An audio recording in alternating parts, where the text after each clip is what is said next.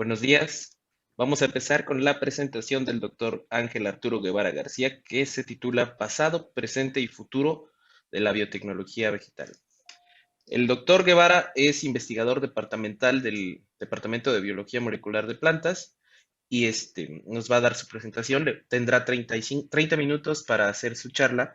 Pasados estos minutos, escuchará este timbre que le indicará que le quedan 5 minutos y después de ello pasaremos a las preguntas de nuestra audiencia que estarán haciendo en el chat del canal de YouTube IBT Webcast. Doctor, por favor. Buenos días. Buenos días. Buenos días a todos. Gracias por su asistencia y bueno, vamos a hablar rápidamente de esto que tenemos planeado para. Entonces vamos a hablar de la biotecnología, del pasado, de la biotecnología vegetal en particular, de dónde son sus orígenes, qué se hace actualmente y cuál es el futuro, ¿no? Si el futuro son los aguacates que tienen una especie de sandía dentro, son sandías con cáscaras de aguacate. Bueno, aunque yo sé que todos ustedes han asistido a las diferentes pláticas, o la mayoría de ustedes, o algunos de ustedes, y seguramente muchos de mis compañeros ya les hablaron de la biotecnología varias veces y de lo que es, igual me permito hacer una definición para ponernos en contexto. Y la biotecnología, bueno, el convenio sobre diversidad biológica de la ONU en 1992 es la definición que están ahí, que seguramente ya todos ustedes leyeron, ¿no? Ahora, es importante recalcar en esto, y desde mi punto de vista, que la biotecnología, más que una ciencia, y entendamos la ciencia como generación de conocimiento, es una tecnología, como su mismo nombre lo dice, o una ciencia aplicada, ¿no? O sea, aplicación de ese conocimiento, que es interdisciplinaria y multidisciplinaria, y eso es lo que está remarcado en el recuadro, y lo que quiere decir es que toma el conocimiento de muchas disciplinas y los aplica con fines biotecnológicos. Y que entonces esto se refiere al uso y manipulación de organismos vivos o sus derivados para la obtención de satisfactores humanos. Entonces, si nosotros estamos de acuerdo con esa definición, pues entonces ahora vamos a ver cuál es la biotecnología desde el punto de vista histórico o tradicional, entendiendo que está basada en un conocimiento empírico, ¿no? Y bueno, estamos hablando desde hace 9,000 años, con el surgimiento de la agricultura, que se asume que ocurrió en Egipto, la elaboración de cerveza, ¿no? Hace 8,000 años, la elaboración de vino hace 7,000 años, o la elaboración de pan hace 6,000 años. Y entonces aprovecho aquí para hacer que acuerdes que entonces siempre es primero la cerveza, después el vino y al último el pan, ¿no? En ese orden. Ahora, si nosotros vemos que todas esas actividades podrían ser consideradas como biotecnología por su definición, entonces vamos a decir que es una palabra nueva, y nueva está entrecomillado, porque en realidad la palabra se acuñó desde hace más de 100 años, ¿no? Y es una de las actividades más antiguas de las comunidades, y esto fue definido por Carol Erike, que es considerado el padre de la biotecnología. Desde el punto de vista de la biotecnología vegetal, lo que más nos interesa es el fitomejoramiento. O sea, ¿qué es el fitomejoramiento? Hacer mejores plantas, plantas que nos den más beneficios. Y este fitomejoramiento surgió prácticamente de la mano con la agricultura y no se refiere más que a hacer cruzas dirigidas, es decir, seleccionar parentales por las características que a nosotros nos gusten, porque produce más, porque está más sabroso, por lo que se nos ocurra, y hacer cruces dirigidas para recuperar la progenie y hacer una selección de características. ¿De qué características? Lo mismo. ¿Qué queremos seleccionar? Aquí simplemente están ejemplificados 5 especies vegetales, y que entendamos que se puede seleccionar tamaño, color. En el caso de los frijoles, si se cose más rápido, si los jitomates son más grandes, si tienen mayor vida de anaquel, etc. Y como un ejemplo de lo que es estos programas de selección, tenemos que el fin final es generación variedades. Y como ejemplo, para que vean la importancia que esto puede tener, nosotros tenemos una planta silvestre, ¿no? Brassica oleracea. Casi nadie sabe que esta planta es la misma que da lugar al coliflor, al brócoli, es decir, todas estas plantas que están viendo abajo es la misma especie seleccionada para diferentes cosas. Si seleccionamos yemas laterales, pues tenemos la coles de Bruselas, y si seleccionamos flores fusionadas, entonces tenemos la coliflor. Entonces, con esto lo que quiero recalcar es la importancia de estos programas de selección. Ahora, la culminación de estos programas de selección o de la selección tradicional o del fitomejoramiento tradicional, sin duda se puede decir que es la Revolución Verde. La Revolución Verde ocurrió por los años 60, 70 y se enfocó al desarrollo de variedades mejoradas de trigo, de maíz, de arroz principalmente, y que no era otra cosa más que monocultivos, o sea, sembrar extensivas áreas con una sola variedad de las plantas que eran altamente demandantes de agua, fertilizantes, plaguicidas, lo que dice ahí, ¿no? Ahora, esto, o sea, el padre de la Revolución Verde es Norman Borlaug, y dicho sea de paso que trabajó en México, ¿no? Y que este éxito de la Revolución Verde lo llevó a ganar el premio Nobel en 1970.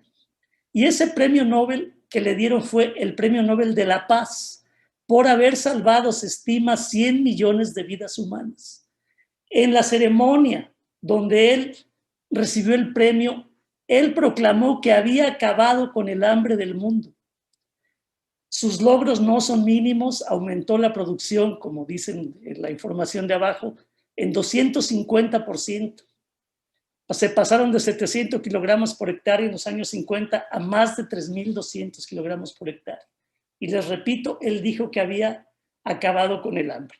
Y entonces la pregunta que yo les hago ahorita, ¿ya no hay hambre en el mundo? ¿Realmente se acabó con el hambre? No podemos interactuar, pero ustedes respondan antes de que vean la siguiente diapositiva. Y pues la respuesta es no. O sea, no se ha acabado con el hambre, ¿no? Se sigue muriendo gente de hambre en el mundo, tristemente. Aquí están los datos mundiales para el año 2020. Y si se fijan en África, en el sur de Asia, aquí está América Latina, en Europa incluso se sigue muriendo gente de hambre. En México es más difícil conseguir datos recientes, estos son del 2015, pero igual hay una alta proporción de la población en pobreza y casi el 10% de la población en pobreza extrema. Y bueno, lo que está diciendo abajo, que desde muchos puntos de vista, pero principalmente el social, pues debería darnos vergüenza, ¿no? Entonces, ¿hay hambre en el mundo? Sí, sí hay hambre en el mundo. Se estima que se mueren 24,000 personas diarias de hambre, y el 75% de esas personas que mueren de hambre son niños menores de 5 meses, ¿no? Ahora, hay que tener cuidado con lo que uno afirma, porque si uno compara la hambruna o las muertes de hambre con otro problema grave de alimentación, que es la obesidad, entonces vemos que se muere más gente por sobrepeso o más gente por problemas asociados a la obesidad que por hambre. Entonces, esto es contradictorio. ¿Hay hambre o no hay hambre? Bueno, déjenme decirles que la producción actual agrícola alcanzaría para alimentar a toda la población mundial sin problemas. No es un problema en este momento de cantidad de alimentos, sino de distribución de alimentos. Pero bueno, no venimos a hablar de ese tipo de problemas, nosotros venimos a hablar de biotecnología. Y entonces, para recalcar la importancia o lo que quiere decir su multidisciplinaridad, tenemos ejemplos de científicos, todos ellos muy notables, que han hecho contribuciones o que hicieron contribuciones muy importantes en el campo de la biotecnología. Ahí está Luis Pasteur, Robert Koch, Fleming, Watson, cuyo está al final, no fue el único, hay varios científicos que tienen que ver con esto, pero bueno, se publicó la estructura del DNA, del material genético que constituye a todos los seres vivos, y eso es un punto central en el desarrollo de la biotecnología. Aquí tenemos un francés, un alemán, un escocés, un americano, pero pues ya saben, en México no cantamos mal las rancheras, nunca las hemos cantado mal, y en México tenemos uno de los biotecnólogos más reconocidos mundialmente, que es el doctor Francisco Bolívar Zapata, fundador del Instituto de Biotecnología y que formó parte del grupo de investigación donde se generaron los primeros organismos genéticamente modificados, que fueron bacterias, y las primeras proteínas recombinantes. Es decir, somos o tenemos un líder biotecnólogo de nacionalidad mexicana. Los descubrimientos del grupo donde colaboró el doctor Bolívar empezaron con bacterias, como está puesto aquí, y ahora se tienen plantas, animales, insectos, bueno, mamíferos, insectos genéticamente modificados. Y eso quiere decir que se les introdujo material genético de otra fuente para que se expresara de manera temporal o transitoria o estable, que se herede la progenie de un gen de otro individuo. Ahora, en el caso particular de la biotecnología vegetal, antes de llegar a los organismos genéticamente modificados o las plantas transgénicas, es bueno tener en mente que la técnica biotecnológica en el campo vegetal más ampliamente distribuida en el mundo y seguramente en México es la regeneración de plantas por cultivo de tejidos. Es decir, crecer plantitas en tubos de ensayo o en frascos con medio de cultivo, gracias a que las plantas son totipotenciales, y esto quiere decir que una célula de una planta es capaz de regenerar una planta completa. La técnica no es nueva, desde 1932 se hicieron raíces que el doctor Philip White decía que iban a ser perpetuos, o que eran perpetuas porque las podía mantener en crecimiento de manera indefinida. Rápidamente, para que entendamos más claramente de lo que estamos hablando, tenemos una planta adulta, tomamos un explante, esto quiere decir cualquier parte de la planta, puede ser un embrión, un pedazo de una hoja, incluso células que se separen de alguna parte de la planta, se desinfectan superficialmente, se siembran en medios de cultivo de una composición específica repetidas veces hasta que finalmente se tiene una planta adulta, ¿no? Ahora, los logros de esto, o sea, los alcances de esta técnica de cultivo de tejidos vegetales no se deben de minimizar. Hay varias aplicaciones, micropropagación, es decir, recuperación masiva de individuos que incluso se llegan a comercializar. Aquí en México se vendieron por los años 90, al principios de los 2000 se vendían plantas en la comercial mexicana en su frasquito para que las adoptaras. Para bioconservación, es decir, conservar los materiales, el material genético que tenemos, puede ser en frasquitos, estos son de semillas, no son plantas, pero podrían ser plantas, o en placas de este tipo, donde en cada huequito que se ve aquí va puesta una plantita y esto se puede congelar y mantener por muchos años. Producción de compuestos, la mayoría de los compuestos que se utilizan en la medicina son de origen vegetal, puede ser a nivel laboratorio, puede ser a nivel industrial, y de lo que hemos estado hablando, del fitomejoramiento. ¿Sí? ¿Cómo sirve el cultivo de tejidos vegetales para hacer fitomejoramiento? Bueno, pues aquí hay un ejemplo, ¿no? O sea, nosotros podemos tener explantes de plantas o pedacitos de plantas creciendo en un medio de cultivo, por decir que tenga exceso de sales o que tenga metales pesados, regenerar esas plantas, sacarlas a crecer en maceta y, bueno, pues ver que tiene raíces que se desarrollan muy bien en un medio donde hay alta sal, altos metales, como ya les dije, y eso puede servir para la recuperación de variedades resistentes. Ahora, la biotecnología actual, ¿no? Bueno, la biotecnología actual, no la vegetal, toda la biotecnología actual se basa en la tecnología del ADN recombinante, que como ya les dijimos, tuvo sus orígenes en los años 70 y se refiere al estudio y manipulación del material genético de los organismos. Otra vez dejamos en claro que esto es la fusión del conocimiento de muchas disciplinas de microbiología, donde se descubrieron las enzimas de restricción, enzimas capaces de cortar el DNA, donde se descubrieron otro tipo de enzimas y yo les decía, vehículos moleculares, donde participó el doctor Bolívar, que permiten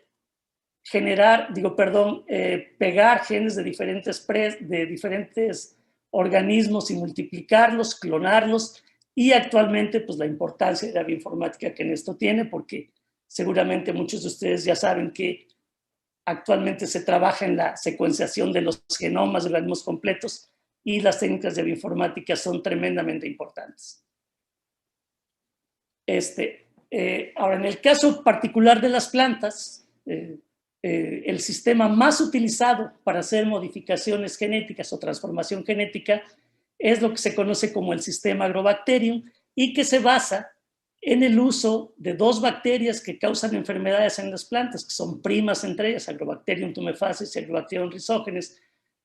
Tumefaciens que causa tumores, rizógenes que causa la proliferación de raíces adventicias, y que si nosotros vemos con un poquito más de detalle el mecanismo de infección de estas dos bacterias, resulta que tienen un plásmido en su interior que se llama TI por inductor de tumores o RI en el caso de rizógenes por inductor de raíces, y se procesa un pedazo de ese plásmido y ese pedacito de DNA que está generado en la bacteria se acerca a las plantas que va a infectar cuando una planta está herida, lo transfiere a su genoma y lo integra en su genoma. Esto que los estoy contando en 3 palabras no es trivial, y no es trivial porque implica la transferencia interespecífica de genes, la transferencia de genes de una bacteria a una planta.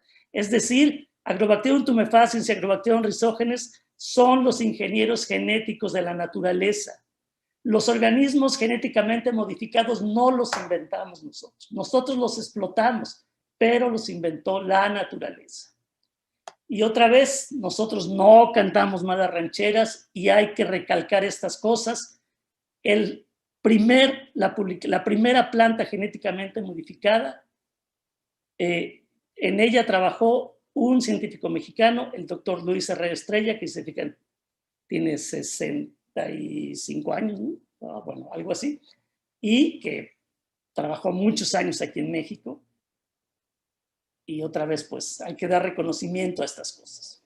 Entonces, brevemente, un esquema para que entendamos qué es lo que sea, cómo se regenera una planta transgénica. Se toma DNA de cualquier origen, se mete se utiliza Agrobacterium tumefaciens o Agrobacterium rhizogenes para producir plásmidos recombinantes. Estos plásmidos que ahora ya tienen DNA de la bacteria y del gen que nosotros estamos interesados se ponen en contacto con con células vegetales. Esta célula vegetal hace que se multiplique y por un método de regeneración in vitro se llegan a recuperar plantas transgénicas.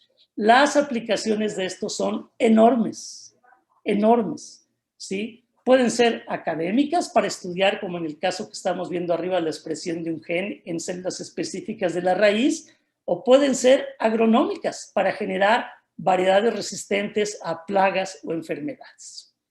Ahora, vámonos otra vez a regresar al fitomejoramiento tradicional para dejar esto claro. Cruzas dirigidas. Se utiliza la diversidad que existe en la naturaleza, se hacen cruzamientos, se obtiene una nueva variedad. En el caso de la papa, para que nos demos un ejemplo de lo que esto implica, se conocen 3.500 variedades de papa. Es decir, podríamos hacer 3.500 cruzas diferentes o la mitad de esas cruzas diferentes. ¿Y cuál es el objetivo de esto? Bueno, lo que ya lo hemos estado recalcando. Variedades más productivas, que resistan enfermedades, que estén acondicionadas a condiciones adversas, o incluso que tengan particularidades culinarias, o sea, que la papa se fría bonito, que no se deshaga, etcétera, etcétera, etcétera, ¿no? Ahora, ¿cuál es la diferencia con el fitomejoramiento biotecnológico? Bueno, la diferencia es que nosotros podemos buscar genes de interés agronómico de cualquier fuente, de un virus, ¿no? Como el ahora famoso coronavirus, de bacterias, de animales, de otras plantas no cultivadas, de hongos, aislar esos genes por técnicas de ingeniería genética, transformar plantas con el sistema Agrobacterium principalmente, aunque ya existen otros métodos de transformación, y tener un cultivar mejorado. ¿Con qué finalidad? Con la misma. Seleccionar variedades, producir variedades más productivas, adaptadas a condiciones adversas. Es decir, los objetivos del fitomejoramiento tradicional y del fitomejoramiento biotecnológico, son los mismos. Ahora, si nosotros hacemos una comparación, entiendo que lo están leyendo en lo que yo les estoy hablando, ¿no? Entonces, fíjense, la fuente de genes limitada y en el biotecnológico ilimitada. Los tiempos de regeneración acá largos y acá muy breves, ¿no? Para generar una variedad por un fitomejoramiento tradicional en una especie que se cultiva anualmente, como el maíz o el trigo o el arroz, ¿no? se lleva en promedio 10 a 15 años. Aquí esos tiempos se pueden reducir a 3 o 4 años. Ahora, si pensamos en especies frutales, bueno, pues ya estamos hablando, en el caso del fitomejoramiento tradicional, de 15 a 20 años, y acá podemos estar hablando de 5 o 6 años. Las posibilidades de éxito, las del fitomejoramiento tradicional, están garantizadas, están plenamente demostradas, y del fitomejoramiento biotecnológico son restringidas, pero son restringidas porque se requiere todavía actualmente de tener un método de regeneración por cultivo de tejidos. Y no todas las plantas se pueden regenerar por cultivo de tejidos. Los ejemplos más típicos son el frijol y el chile, que son plantas de enorme interés agronómico, principalmente para nosotros, pero también mundial, y que no se pueden regenerar por cultivo de tejidos, y por eso es difícil mejorarlas de manera biotecnológica. Los riesgos a la salud, los daños ecológicos, aquí dice que son nulos, acá son discutibles, y nos podríamos pasar horas y horas diciendo o discutiendo cuáles son los riesgos a la salud y cuáles son los daños ecológicos. Ahora, ¿cuáles son los problemas agronómicos del siglo XXI? Bueno, pues las mismas que han sido desde siempre. Hay una demanda creciente de alimentos, eventualmente deberá haber una crisis alimentaria, reducción de la productividad agrícola, aumento de la contaminación, cada vez hay menos áreas disponibles para cultivo, nuevas plagas y enfermedades que van surgiendo, hay cada vez menos áreas verdes, si abrimos áreas a cultivo, pues hay que sacrificar otras áreas, y una pérdida constante de la biodiversidad. Entonces, ¿en qué ha contribuido la biotecnología? Aquí les estamos poniendo algunos ejemplos. Resistencia a sequía. Vean, estas plantas se están desarrollando en un suelo que prácticamente no tiene agua. Resistencia a enfermedades. Esta es una planta que está infectada con antragnosis y un organismo genéticamente modificado. Me parece que esto es mango o aguacate, que está sano y están creciendo lado a lado estas plantas. Vean el tamaño de las plantas. Pero también otras propiedades que son menos notorias. El famoso, bueno, para nosotros, para los que hacemos biotecnología, golden rice o arroz dorado, altos contenidos de vitamina A, ¿no? Nutricionalmente más, más nutritivo, ¿no? Y además pues ya no necesita un azafrán para hacer paella, ¿no? Y los jitomates morados, ¿no? Que tienen altos contenidos de antocianinas. Las antocianinas son anticancerígenos, es decir, estos jitomates tienen beneficios que las plantas que no han sido modificadas genéticamente no lo tienen. Yo la verdad, estos jitomates yo no los he visto en el mercado, sé que se comercializan en Europa, el arroz dorado lo pueden conseguir aquí en México. Ahora, pero vamos a hablar de otros logros que son menos evidentes que esos. Por ejemplo, la fertilización con fosfatos. El fosfato es uno de los principales fertilizantes que se usa junto con el nitrógeno, los compuestos ricos en fosfato, porque los suelos en general son deficientes en fosfato. El problema es que si yo pongo un fertilizante compuesto de fosfato, las bacterias del suelo se lo comen, además se lava con la lluvia o con el riego, y entonces el fosfato que se utiliza no es tan abundante y la producción mejora, pero no a los límites que se quisiera. Ahora, yo le puse fertilización biotecnológica. En realidad no es que la fertilización biotecnológica, simplemente se puede utilizar actualmente fosfito como fertilizante.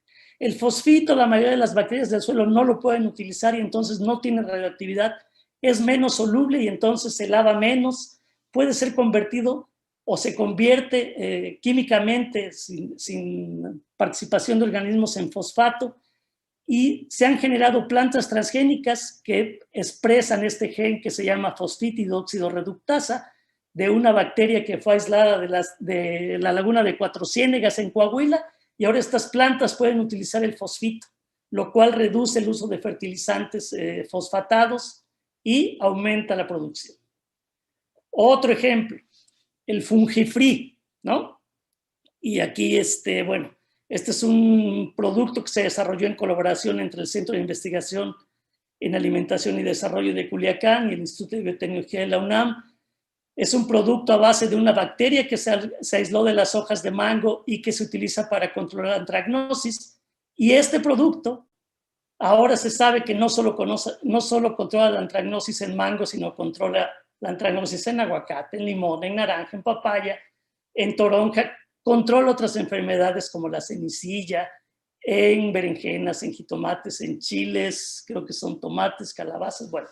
E incluso ya se sabe que puede controlar otro tipo de enfermedades como el moho de las frambuesas. Y bueno, pues este es un logro tecnológico, como les decía, está el doctor Enrique Galindo y el doctor Leobardo Serrano del Instituto de Biotecnología, el doctor Raúl Allende, que es el fitopatólogo, que entiendo yo que fue el que lideró el grupo de donde se aisló la bacteria, y bueno, pues esto llegaron a formar, esta investigación culminó con la creación de una empresa, de las que dicen spin-off, ¿no? Y que les valió a los doctores C. Galindo y al doctor Serrano y bueno, al biólogo Carlos Roberto Gutiérrez el Premio de Innovadores de América en el año 2014. ¿No?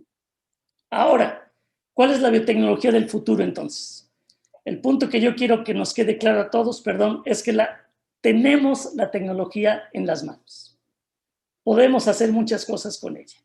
Y que por favor no se queden, y lo quiero recalcar, no se queden con la idea de la fotografía que les presenté en la primera diapositiva de las sandías con cáscara de aguacate, ni con esta. Esto, o sea, cebollas que tengan kiwi adentro o pimientos morrones que lleven manzana, eso no es cierto, no se puede hacer, no se está haciendo y no sé si eventualmente se puede hacer, pero la idea es que no, acuérdense, el fitomejoramiento biotecnológico busca el desarrollo de variedades mejoradas. Afortunadamente para nosotros, el conocimiento, la ciencia no se detiene. Cada vez son más las herramientas de las que disponemos y más poderosas. Actualmente ya se tienen técnicas para hacer edición dirigida de genes y genomas. Ya no necesitamos meter un gen y luego ver dónde cayó y si tuvo efectos o no. Ahora se puede dirigir a dónde se quiere meter, sacar un gen, por así decirlo, que no sirva para poner un gen que sí sirva o que haga algo que a nosotros nos interesa. Entonces, ¿cuál es el techo de esto? Bueno, pues el techo de esto es el conocimiento, el ingenio y la creatividad, probablemente de muchos o de algunos de los jóvenes que nos estén escuchando en este momento y que después creen la variedad biotecnológica que se les ocurra en función del conocimiento del que disponen. Pues de mi parte es todo. Muchas gracias y a ustedes que me escucharon y también a todos los organizadores de este evento, pues que está siendo educativo para muchos de nosotros en muchos sentidos. Discúlpenme si me fui muy rápido, seguramente podemos aclarar algunas dudas en la sección de preguntas y pues de mi parte es todo. Muchas gracias, doctor. Claro que sí, hay bastantes preguntas aquí en el chat. La primera de ellas viene de Mafer Errasti y pregunta, ¿qué podemos hacer para que las semillas transgénicas y fitoresistentes no se monopolicen? Y de paso pregunta también que cuáles son las posibles consecuencias de los transgénicos.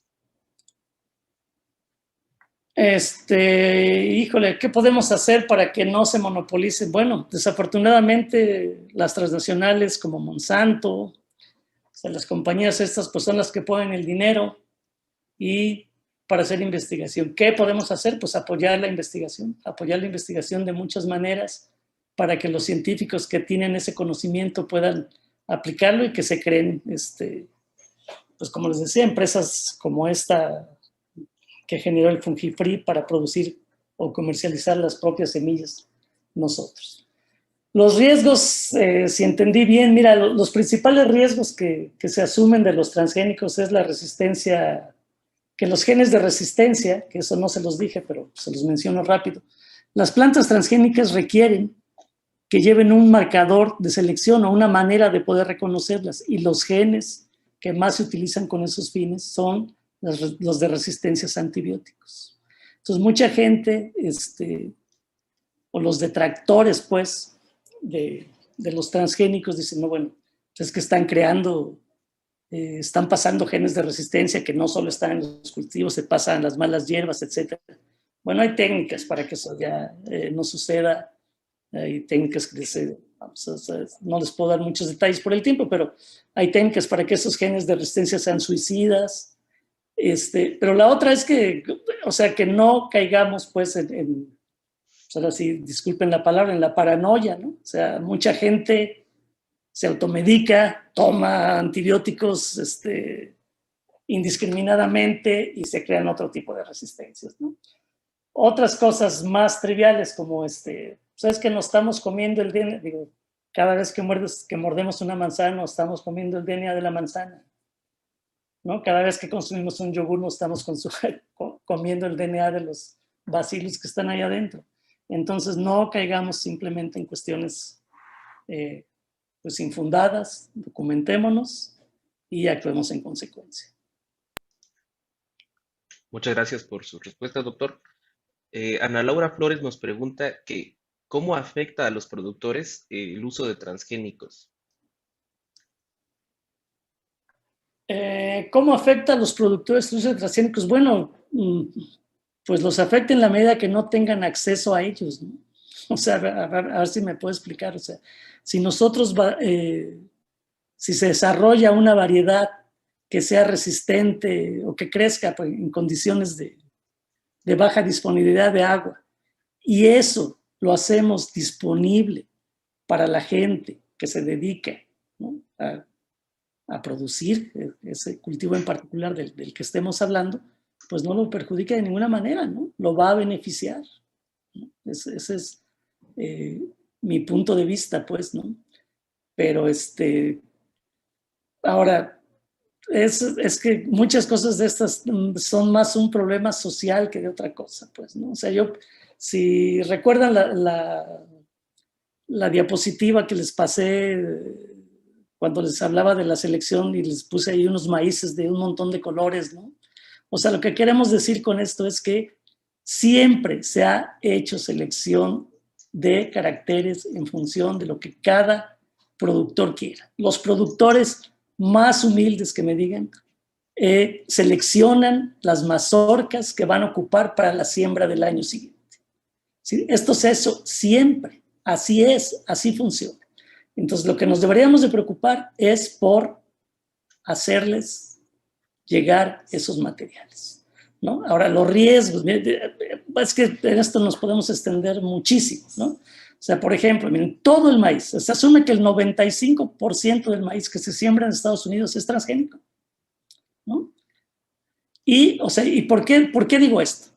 Bueno, porque para nada ha disminuido eso la migración de las mariposas monarcas, ¿no? Que vienen desde Canadá y que creen que comen en el camino. O sea, ¿de qué se alimentan?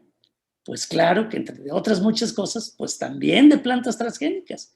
Y eso no ha tenido ningún efecto en su migración. Siguen llegando, cada vez hay más santuarios aquí, les hacemos más daño aquí cuando queremos ir a verlas y maltratamos sus lugares donde están ahí tranquilamente pasando el invierno, ¿no?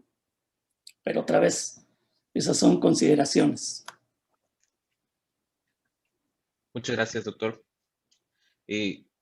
Nos preguntan también en redes si conoce usted de instituciones mexicanas que realicen mejoramiento genético con biotecnología vegetal moderna. Sí, el Angevio, Laboratorio Nacional para la Genética y la Diversidad, en Irapuato, Guanajuato. Ese es Muchas uno, gracias. pero también eso fue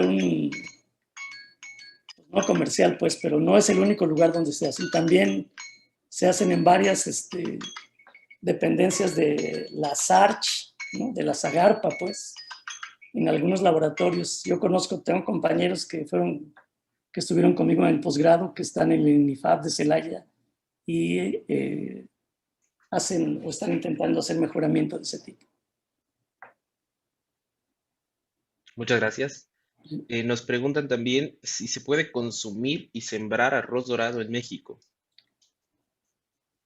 Consumir, sí, el arroz dorado, estoy seguro que en el City Market lo venden, seguramente en algunos otros lados. Sembrar, ahí sí me agarraron en curva, pero no porque no sé cuáles son las zonas arroceras de México, ¿no? Discúlpenme, pues ese dato sí lo conozco, pero no tiene, o sea, lo que sí es importante recalcar es que no hay un requerimiento especial, ¿no? O sea, es una semilla normal que se siembra de manera normal y se cosecha de manera normal. O sea, lo que queremos decir entonces, lo que quiero decir es que en cualquier lugar donde se siembre maíz, arroz, se puede sembrar el arroz dorado sin problema. Lo mismo que los jitomates morados, pues. Ok, muchas gracias por su respuesta. Ana Laura Flores nos pregunta si se puede utilizar la ingeniería genética de plantas para ayudar a regenerar los suelos.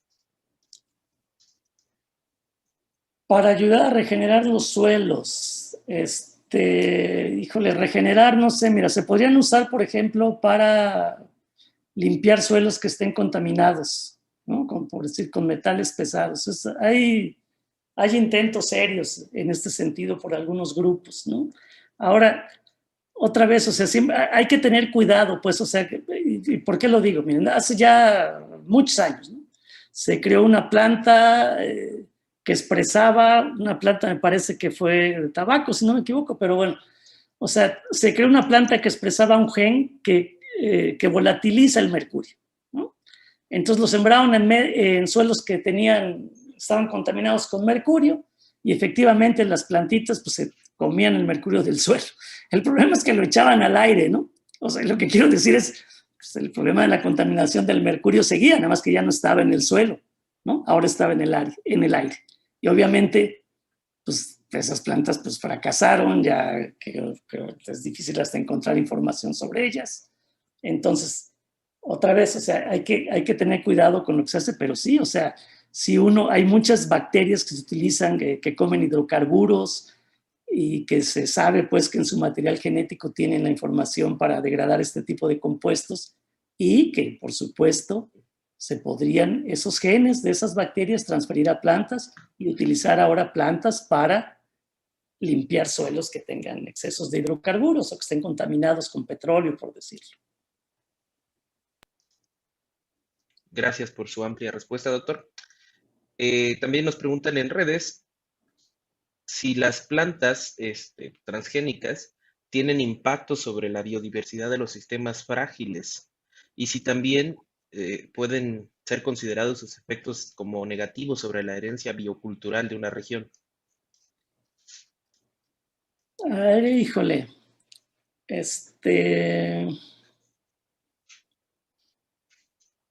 Dije, A ver, repíteme la pregunta, ¿no? A lo mejor entendí mal lo que quieren decir, por favor. Sí, que si las plantas modificadas tienen un impacto sobre la biodiversidad en algún ecosistema o que si pueden considerarse como negativas para la herencia biocultural de una región. Híjole, bueno, si tiene un impacto sobre la diversidad, bueno, el mismo impacto que cualquier cultivo, ¿no? O sea, que cualquier cultivo de extensión masiva, pues, o que se siembra, pues, tiene un impacto negativo en la diversidad.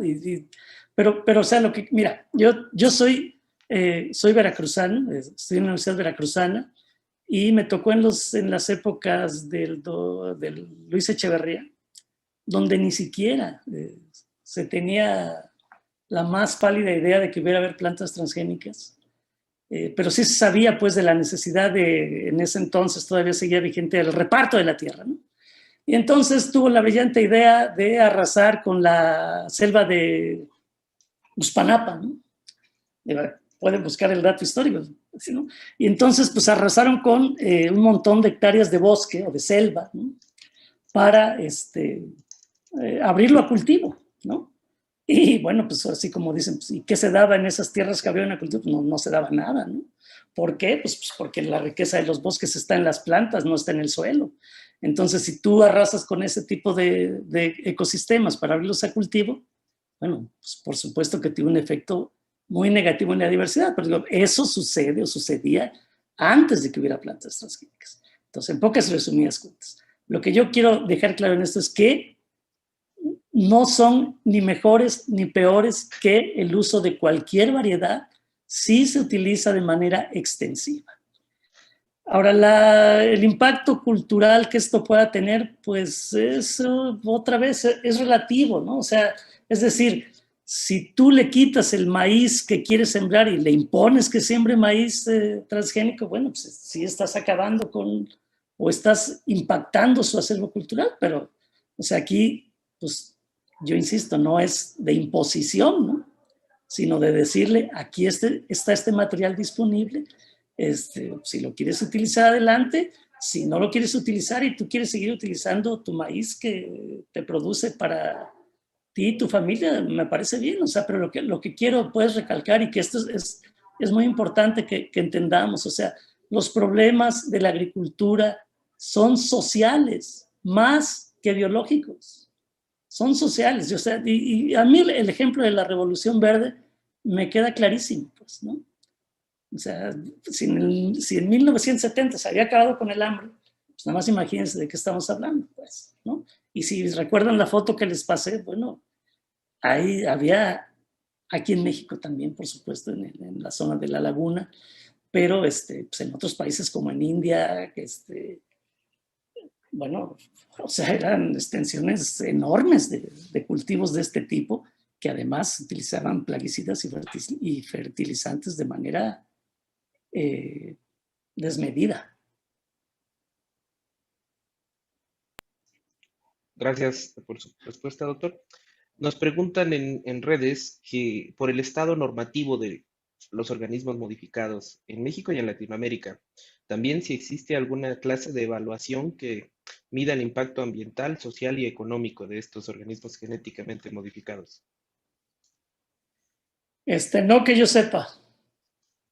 No que yo sepa, no sé si hay estudios serios al respecto. Pues eso, o sea, debería haberlos, pues, o sea, más que, eh, por ejemplo, las empresas estas, Greenpeace, ¿no? Que son detractoras de los transgénicos, eh, pues a lo mejor deberían de patrocinar investigaciones de este tipo, ¿no? Sí, hay algunos estudios, digo, eso no, seguramente lo conocen, pues, o sea, se sabe que los transgénicos están más distribuidos de lo que se cree, ¿no? Y bueno, pues hay anécdotas ahí, ¿no? De muchos. O sea, pues lo que quiero, y a mí me interesa mucho dejar claro, o sea, no es malo comer una planta transgénica, o sea, no es perjudicial para la salud, ¿no? Y si los quieren etiquetar, y me parece muy bien que los etiqueten para que sepan lo que está consumiendo, pero pues nosotros cuando consumimos una planta nos comemos pues, todo su material genético, ¿no? Muchas gracias. José Alfredo Valdovinos nos pregunta en redes, hablando de la comparación entre el fitomejoramiento natural contra el biotecnológico, que en qué momento puede cambiar esta parte de discutible para la parte de fitomejoramiento biotecnológico, que si esa parte discutible podría mejorar o ampliar más aspectos como los riesgos para la salud o el daño ecológico. Sí, mira, discutible esto quiero decir que son puntos de vista, ¿eh?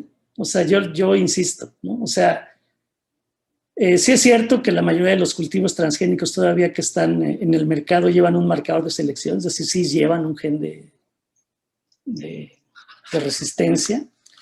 Y si esto es muy malo, puedes consumir un marcador de resistencia o no, eso es lo que es discutible. O sea, si me preguntas, y otra vez, o sea, si desafortunadamente aquí no nos podemos regresar a las diapositivas, pero si tú ves una foto de un niño que se está muriendo de hambre, pegado al seno de su mamá que está desnutrida y no tiene leche para darle. Bueno, o sea, si tú, o sea, yo, ese es mi punto de vista y respeto el punto de vista de todos. O sea, si yo veo esa foto y me dicen que le pueden dar alimentación a ese niño con un grano que lleva un gen de resistencia a un antibiótico, yo les diría, dáselo, ¿no? Eso es lo que yo les diría. Pero, otra vez, son puntos de vista y son respetables. El daño ecológico, yo insisto, el daño ecológico es el mismo que tiene la agricultura, sea transgénica o sea con variedades mejoradas de manera tradicional. O sea, el daño, o sea, no es O sea, el daño ecológico no está dado por la introducción de transgénicos, ¿no? Está dado por el uso inadecuado de la tierra. Gracias, doctor. Eh, Mafer Errasti nos pregunta si la biotecnología moderna puede ayudar ante las infecciones de especies como pseudomonas, que afectan un amplio número de especies vegetales. Sí, por supuesto, por supuesto. O sea, eso habría que buscar, o sea, bueno, hay esfuerzos eh, científicos de ciencia, ¿no? Buscando genes que puedan controlar la distribución de este tipo de bacterias y de otras, ¿no? O sea, no solo de, o sea, depende pues la fuente donde lo consulten. Efectivamente, Pseudomonas es una bacteria que causa daños, pero bueno, hay otros virus, ¿no? Vegetales que causan daños. Eh, hay ejemplos múltiples, ¿no? O sea, el virus de la tristeza de los cítricos, ¿no? Que arrasó con la producción de cítricos en Brasil. Hay muchos ejemplos, pues, y hay muchas maneras de buscar estrategias, bueno, o existen maneras de buscar estrategias biotecnológicas para controlar ese tipo de enfermedades. Hace falta muchísima investigación al respecto, ¿no? Muchas gracias, doctor. Nos pregunta también Yared Juárez sobre estos ingenieros genéticos de la naturaleza. ¿Qué pasaría si alguno de ellos no existiera?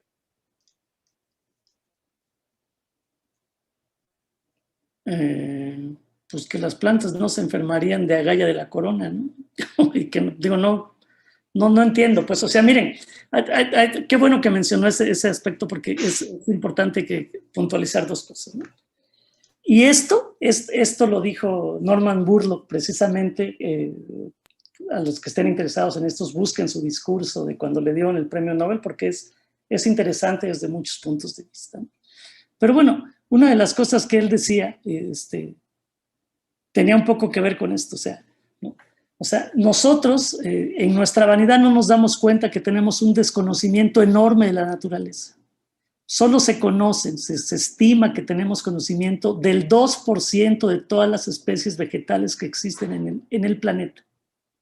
Es decir, se conocen 5,000 especies de plantas, conocemos, ¿sí? Se estima que hay más de 250,000 especies de plantas. Nuestro conocimiento es mínimo, ¿no?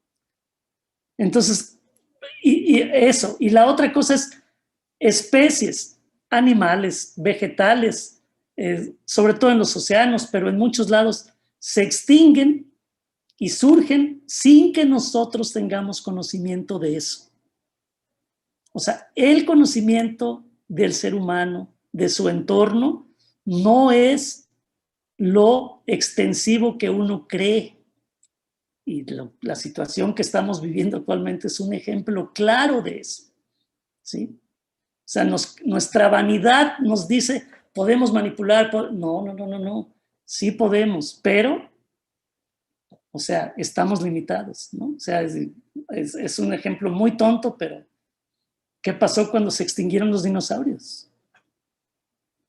Bueno, o sea, desde un punto de vista bastante absurdo, pues que salió Jurassic Park, ¿no? Para que nos divertamos con eso, ¿no? O sea, sí me explico, o sea, hay muchas cosas que pasan que son ajenas a nosotros. Y eso lo recalca muy bien el doctor Burlock en su discurso de cuando le dieron el premio Nobel.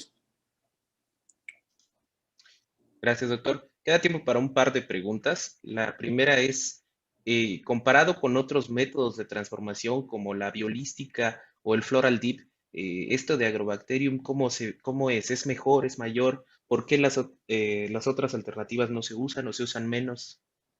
Sí, no, mira, se usan, a ver, y esto es muy rápido. O sea, el sistema Agrobacterium se pensaba que Agrobacterium no infectaba plantas monocotiledóneas. Y eso es un problema, porque el maíz, el trigo, el arroz son variedades monocotiledóneas. Se pensaba que no las transformaba. Entonces, como no las transformaba, se empezaron a idear otros métodos de transformación, como el de biobalística o la aceleración de partículas cubiertas de DNA, ¿no? Para transformar ese tipo de materiales, y efectivamente con ese tipo de técnicas se ha podido transformar maíz, se ha podido transformar soya, con variedad, hay muchas variantes de eso, ¿no? Pero bueno, esa fue la razón por la cual se desarrollaron otros métodos. Ahora, la investigación que siguió en ese campo ha demostrado que efectivamente Agrobacterium es capaz de infectar maíz, por ejemplo, pero no es capaz de desarrollar los tumores. Y no es capaz de desarrollar los tumores porque esos tumores se desarrollan porque la bacteria produce reguladores del crecimiento vegetal, hormonas vegetales. Eso es lo que va en el pedacito de DNA que se transfiere a las plantas. Y los requerimientos de hormonas de las plantas monocotiledóneas, como las que les mencioné, es diferente al de las plantas dicotiledóneas, pero ya se sabe que infecta, ¿no? Y pues no es que, o sea, es mejor en el sentido de que es más natural, ¿no? Es decir, el sistema agrobacteriano, nosotros manipulamos los plásmidos, hacemos los plásmidos recombinantes, los regresamos a la bacteria y ponemos a la bacteria a infectar a la planta. Digamos, dejamos que la bacteria haga su chamba de ingeniero genético, ¿no? El floral dip, o sea, que se refiere rápido, pues para los que no estemos entendiendo esto, eso se refiere a mojar las flores de las plantas en una solución que está llena de bacterias que pueden ser modificadas o no, y el mojar o el humedecer estas yemas florales con esos cultivos bacterianos permite que las semillas que ahora crecen de esas flores sean transgénicas. Esto, hasta donde yo sé, solo funciona en la planta modelo Arabidopsis thaliana. Si funcionara en otras, o sea, si otras plantas tuvieran ese, no sé por qué, o sea, no, digo, nadie sabe, o sea, por qué en esa planta sucede eso. Si sucede en otras plantas, pues no se han estudiado, ¿no? Pero sí se han hecho intentos en plantas cultivadas y se saben que no sucede de la misma manera. Entonces, en pocas resumidas cuentas, ¿el sistema agrobacteriano es mejor? Sí, ¿por qué? Porque es más natural, ¿no? Estamos manipulando menos. Muchas gracias, doctor. Nada más para finalizar, para aquellas personas que no pudieron ver respondidas sus preguntas o para quienes quieran ponerse en contacto con usted, ¿nos puede compartir su correo electrónico, por favor? Sí, es así como mi nombre, Arturo.Guevara, @IBT de Instituto de Biotecnología, .UNAM, de la Universidad Nacional Autónoma de México, .mx. Todo Gracias, doctor. mi nombre con minúsculas, Arturo.Guevara, todo con minúsculas.